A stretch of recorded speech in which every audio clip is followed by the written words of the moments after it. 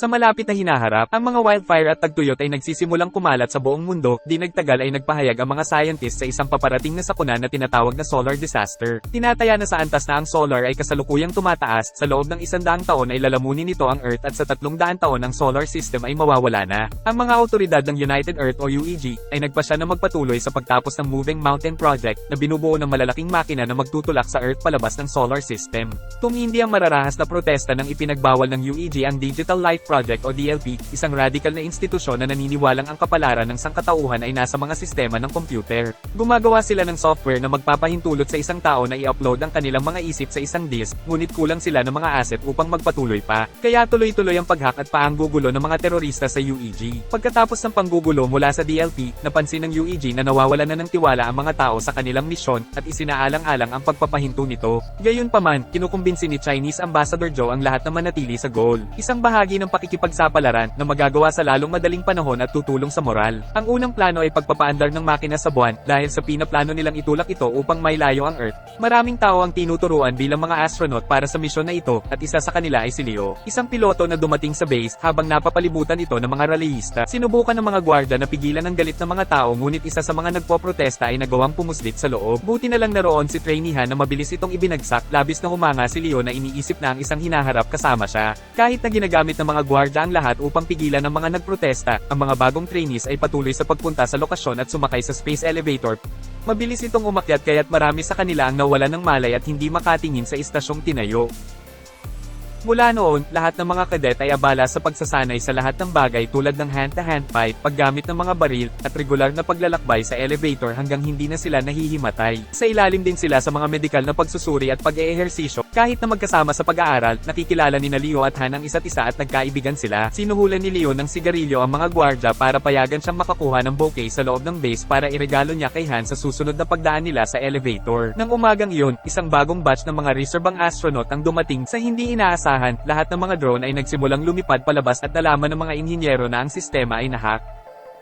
Tumayo ang mga bagong astronaut at nagpalit ng damit na nagpapakitang sila ay may mga pangalan ng mga kadet na kapareho ni Leo at Han. Sa labas ay nagpaputok ang mga drone at ang lahat ay kailangang tumuon sa pagprotekta sa base sa pamamagitan ng pagbaril sa sarili nilang teknolohiya. Subalit, hindi gumana ang system dahil ang mga drone ay natukoy bilang mga kaalyado. Sinamantala ito ng mga drone at pinasabog ang isa sa mga elevator. Sinimulan ng mga kalaban na isara ang mga pintuan at upuan bago magnakaw ng mga ID mula sa mga kadet. Binubugbog ang sinumang maglakas loob na lumaban. Sa loob ng silid, tumayo si Leo at ginamit ang kanyang salamin para masunog ng araw ang lock display, dahilan para bumukas ang pinto. Hinabol ni Leo ang mga terorista, nilalabanan sila hanggang sa mahulog ang isa sa kanila sa platform at hinahabol ni Leo ang isang lalaki na may fire extinguisher. Ngunit huli na, dahil sa ninakaw na ID, nagkaroon ng terorista ng chance na makapasok sa istasyon sa parehong oras na ang mga drone ay naglalagay ng misil sa kanila. Samantala, ang mga siyentipiko sa loob ng base ay nagdadala ng 550C, isang smart quantum computer na sa wakas ay na-override ang paghack. Nagsimulang bumagsak sa lupa ang mga drone at nagdulot ng mga pagsabog sa buong lugar habang kinakaladkad ang mga elevator pabalik. Nanginginig ang lahat sa paligid dahil sa zero G. Si Leo ay nakikipaglaban pa rin sa terorista kaya binasag ni Han ang isang bintana at tinulungan si Leo na patumbahin ng lalaki pagkatapos ay nagpasalamat at humingi ulit ng bulaklak sa kanya. Nagawang pindutin ng lalaki ang detonator bago mawala ng malay at ngayon ang istasyon ay bumagsak sa base na nagdulot ng malaking pinsala sa paligid. Hinarang ni Leo ang katawan sa ibabaw ni Han upang protektahan siya mula sa mga debris. Ang base ay lumikas at ang mga newscast ay nagpahayag ng halos 3,000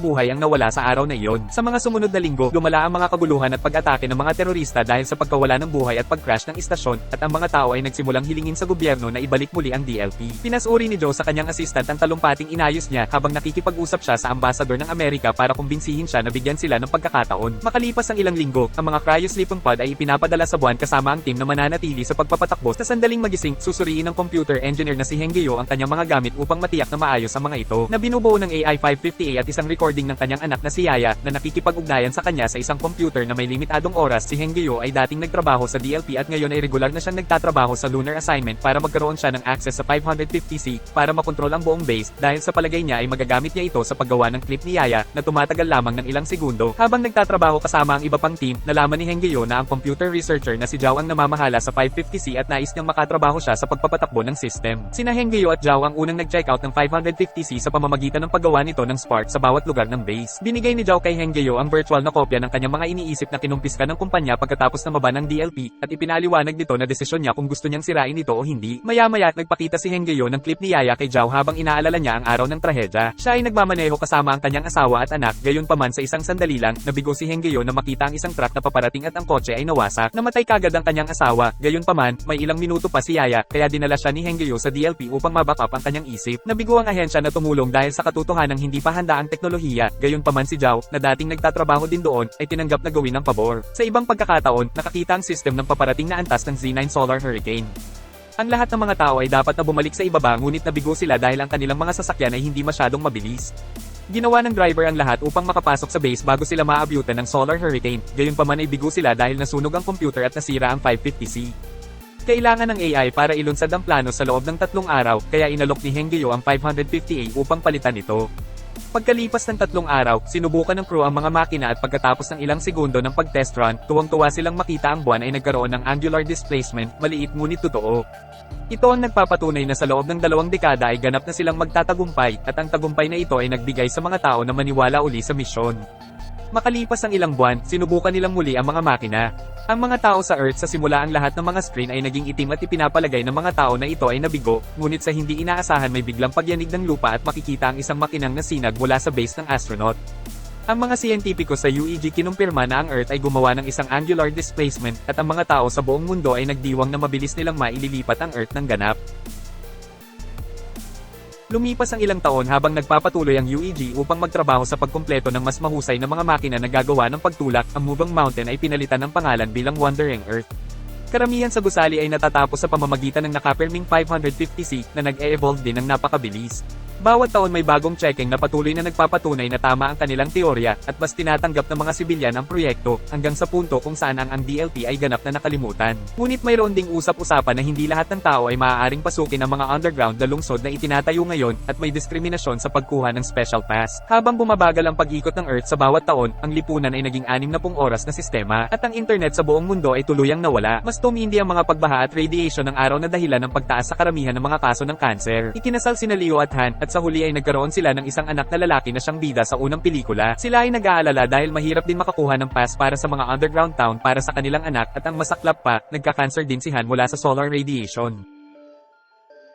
Si Hengyo ay hindi tumitigil sa pagtatrabaho kay Yaya habang tumutulong sa pagpapabuti ng bagong 550 na tinawag na 550W, 14 na taon mula nang bumagsak ang istasyon, at si Leo, na ngayon ay may ranggo ng major, ay pupunta sa isang interview upang maging isa sa mga navigator upang ito ay may padala sa bago. Ang tagapanayam ay ang 550W, na umamin kay Leo na ang kanyang kakayahan ay kapansin-pansin, gayunpaman, alam din ito ang tungkol sa kanyang sariling mga isyu sa pamilya at sa tingin nito ay mas makatwiran para mamuhay si Leo sa Earth at alagaan sila. Inamin ni Leo na ikinalulungkot niyang iwan ang kanyang pamilya, gayunpaman, ang pagpili para sa base ay ang pinakamahusay na paraan upang may padala ang kanyang anak sa underground na lungsod sa pamamagitan ng preferential policy. Ang mga siyentipiko na namamahala ay naririnig din ng lahat ng mga panayam, hindi maiwasan ni Hengyo na isipin ang tungkol sa kanyang sariling anak. Pagkatapos, ang 550W ay nagsabi na ang buhay ni Han ay magtatapos sa lalong madaling panahon, dahilan upang magkaroon ng breakdown si Leo at mabigo siya sa stress test. Matapos nito, pumunta si Leo sa ospital para makasama si Han dahil lumalala na ang kanyang sitwasyon at nasa puntong kailangan dalhin siya sa ospital. Inamin ni Han na gusto niyang makita ang kanyang bayan sa huling pagkakataon na mahirap mangyari dahil sa mga isyu sa panahon. Kinagabihan, dahil kay Leo, pumuslit si Hengyo sa base at ikinonekta ang isip ni Yaya sa 550W. Ngayon ay hindi na limitado ang reaksyon ni Yaya at nasabi nitong nasa kakaibang lugar siya, na ikinaiyak ni Hengyo. Sa oras na yon, dumating ang mga gwardiya kasama si Zhao, na sinubukang ipaalala kay Hengyo na patay na si Yaya. Tumanggi si Hengyo at ganap na ini-upload si Yaya sa 550W, na agad nag-trigger ng mga problema sa loob at nasira ang mga makina sa buwan. Napigilan nila si Hengyo at hinuli kasabay nito ibinalik ni Zhao si Yaya sa isang disk at isinara ang extension ng 550W. Samantala, si Leo ay gumawa ng paraan sa pamamagitan ng mga kaibigan at humiram ng isang jet upang madala si Han sa kanyang bayan. Pagkatapos magpakitang gilas, dumating sila sa Shanghai, isa na ngayong frozen wasteland. Sabay silang nanood ng mga bituin, binili ni Han kay Leo na pagdating ng panahon, gusto niyang mamatay ng may dignidad at pumanaw na walang mga wire at tubo na konektado sa kanya. Sa UEG, pinag-uusapan ng problema sa sistemang nagawa ni Hengyo at naalala nilang ito ay kapareho ng pag-hack na ginawa dati sa mga drone at ang elevator ilang taon na ang nakararaan.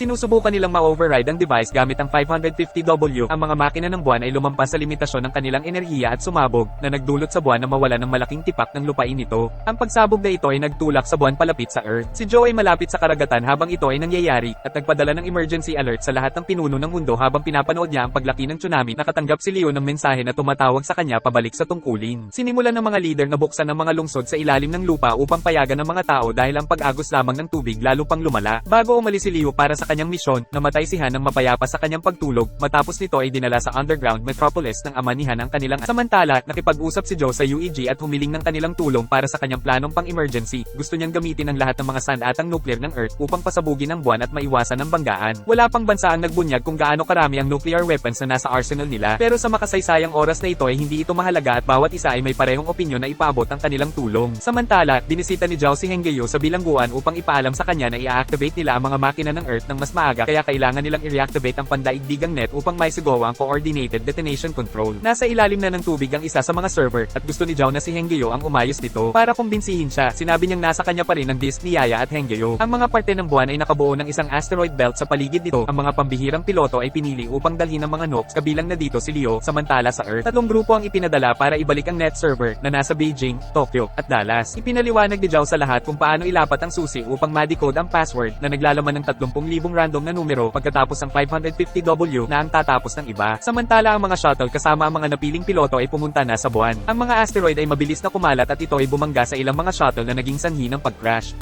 Dahilan nito ay nawalan ng team ng 200 warheads, 180 na lang ang natitira para sa pagpapasabog. Gamit ang 550W, ginagabayan nito ang mga shuttle sa ibabaw ng buwan ng ligtas hanggang sa tamaan din ng isa pang asteroid ang shuttle na kinabibilangan ni Leo at ito ay nag-crash at emergency landing sa buwan. Sa huli, nawalan sila ng 384 na warhead. Ang mga nakaligtas ay agad na naglagay ng tape upang ayusin ang kanilang mga helmet upang di maubusan ng oxygen at takpan ng anumang mga sugat, pagkatapos ay nagpasya silang ihatid ang mga huling warhead ng naglalakad. Ngunit si Leo, ayaw niyang mamatay ang mga kabataan, kaya isinara niya ang pinto at umalis siya sa shuttle. Plano niyang isakripisyo ang sarili para sa kanilang kapakanan. Pagkatapos ay ipinadala ang shuttle. Ang 3 team ay dumating sa lokasyon ng mga server at sumisid sa ilalim ng tubig. Nakita nila ang iba't ibang ng uri ng marine life na naruroon. Sa tulong ng mga drone at mga tools, ang crew ni Henggeyo sa Beijing ay pumasok sa gusali at binuksan ang pinto ng server, ngunit nang sinubukan nilang pilitin ang pinto, hindi kinaya ng tools ang sobrang stress at nasira ito at ikinasugat ng isa sa kanyang kasama. Sinubukan ni Zhao na gamutin ang mga sugat, ngunit wala siyang sapat na gamit at namatay ang lalaki. Kahit na umalis ang kanilang mga kasama, nagpasya sina Henggeyo at Zhao na ituloy at tapusin ang misyon. Nagawa nila ang lahat ng mahalagang koneksyon at naibalik ang net. Kahit na gumamit ng truck si Leo upang ilipat ang mga huling warhead, patuloy na bumabagsak ang mga debris ng buwan sa lupa, na lalong nagpahirap sa backup team na balikan ang Beijing server. Nayanig ang gusali nang tumama ang isang debris, at nalaglag ang ilang hardware sa binti ni Zhao, na nagpatigil sa kanya. Nagsimula na ding mapuno ng tubig ang server room, at hindi mabuksan ni Henggeyo ang pinto sa kabila ng tulong ng kanyang drone, kaya nagpasya si Zhao na ibigay ang password key bago siya malunod at mamatay. Ang mga debris ng buwan ay bumabagsak sa lahat ng mahalagang lokasyon sa mundo, at ang mga tao na nagpupunta sa mga underground na lungsod ay nagkakagulo.